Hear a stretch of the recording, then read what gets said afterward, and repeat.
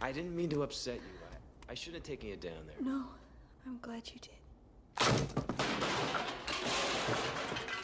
Steel. Well, what's wrong with this picture? Jenna, join me for dinner. You start at one end, I'll start at the other. And when we get to the middle, well, you tell me. All right, Steel. No, Balto.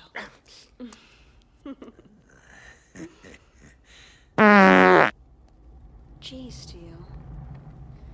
I have to admit your offer is very tempting. It is.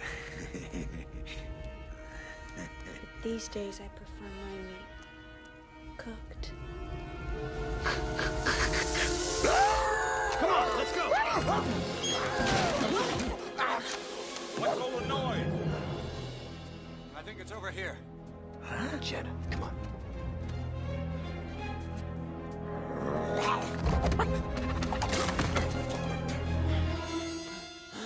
Looks like Balto's found his way into your meat locker. It's a good thing Steele was here. Good boy, Steele. You've earned these.